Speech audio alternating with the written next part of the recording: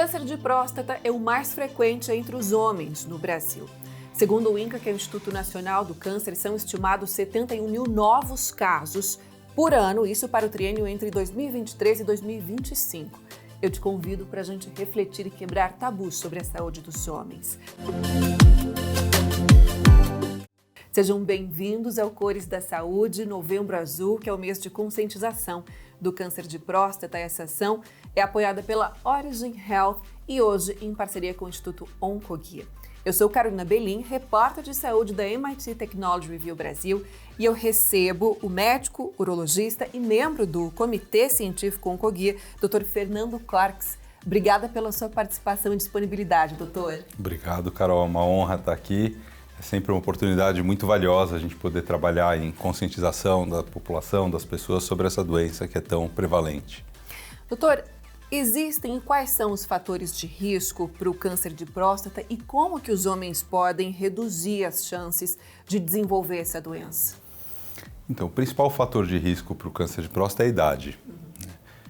Então, tem alguns fatores de risco que eles são modificáveis e outros que são não modificáveis. Então, a idade é uma coisa que a gente não modifica, o tempo passa para todo mundo. As questões genéticas também não são modificáveis. Então, o histórico na família de câncer de próstata, alterações, e cada vez mais a gente conhece mutações genéticas com testes genéticos que são realizados, e algumas mutações genéticas predispõem ao câncer de próstata, ou antecedentes familiares também predispõem. Isso também não é modificável.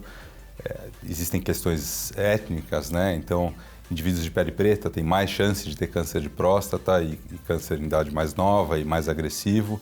Então, esses fatores a gente não modifica. Mas existem alguns fatores também que são modificáveis. Então, os hábitos de vida, o que vale para praticamente todas as doenças e diversas formas de câncer, vale também para o câncer de próstata.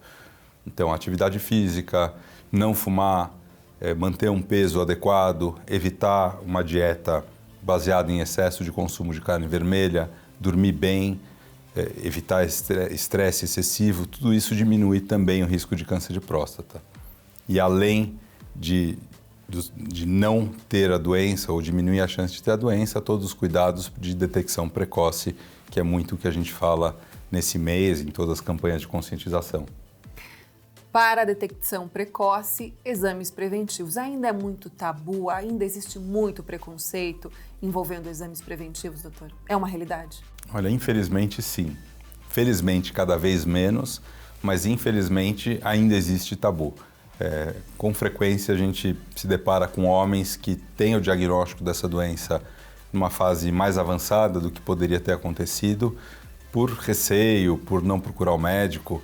É uma coisa que a gente sempre repete, o homem não tem hábito de procurar o médico, a mulher desde sempre ela é treinada e habituada a procurar o médico e fazer exame de rotina, o homem não.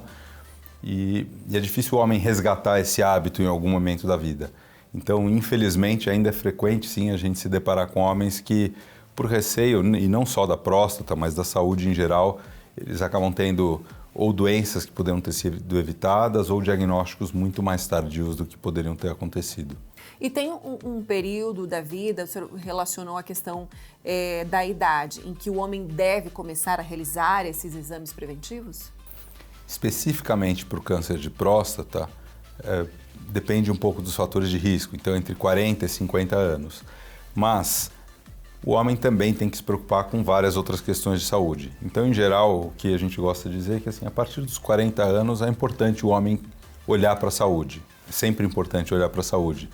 Mas como exames preventivos, exames de rotina, a partir dos 40 anos, olhar para as questões cardiovasculares, então para o colesterol, para a hipertensão, para o diabetes.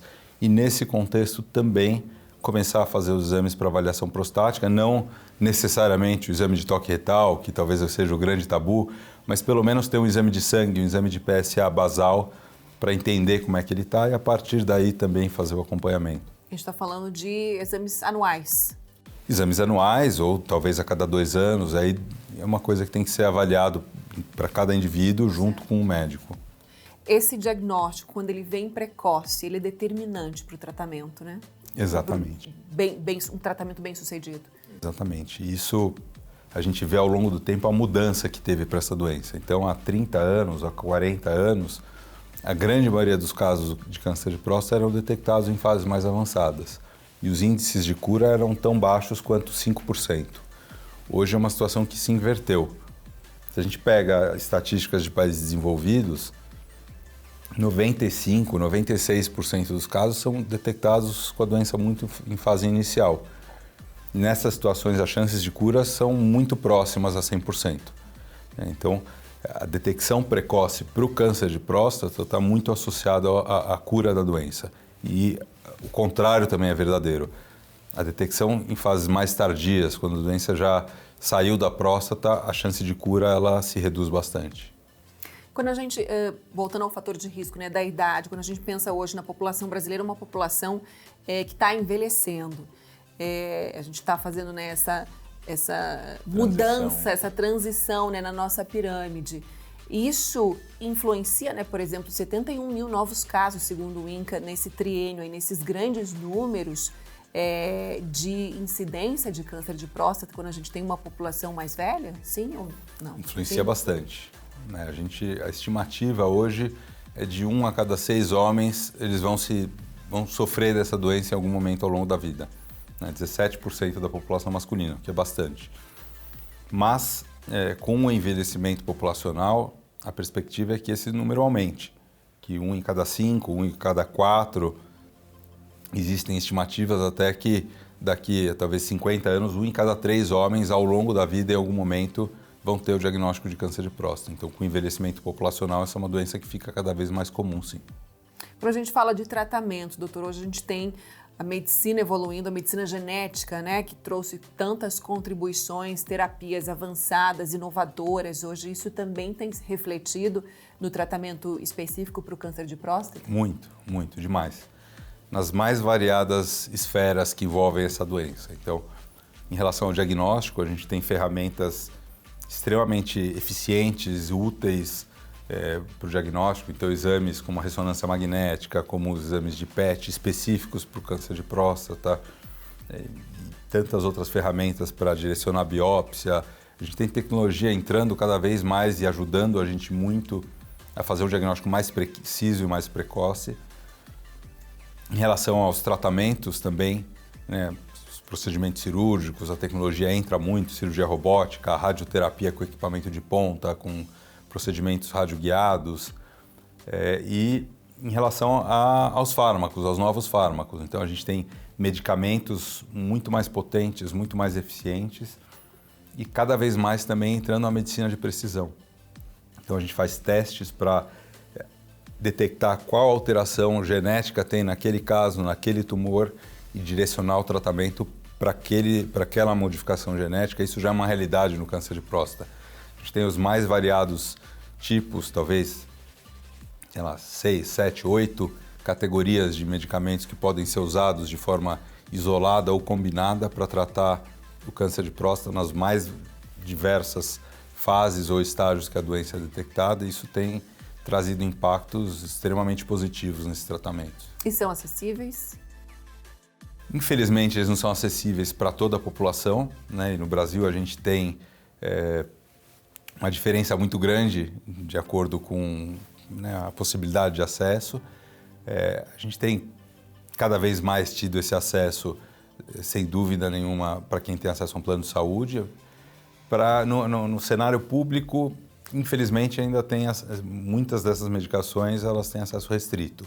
Algumas delas, aos poucos, têm sido incorporadas e tem sido uma realidade, mas tem uma diferença, tem um gap ainda muito grande, e acho que esse é um tema, motivo para a gente buscar cada vez mais estreitar isso e possibilitar que os tratamentos sejam mais equivalentes para toda a população brasileira. Mas é um caminho das inovações tecnológicas, né? Elas fazem esse caminho até que se tornem de fato acessível. Sim, toda tecnologia no começo ela é cara, ela é difícil, e a tendência é que com o tempo isso vai se igualando, né? Eu tenho convicção de que com esse tema de saúde também isso vai acontecer e tem acontecido aos pouquinhos.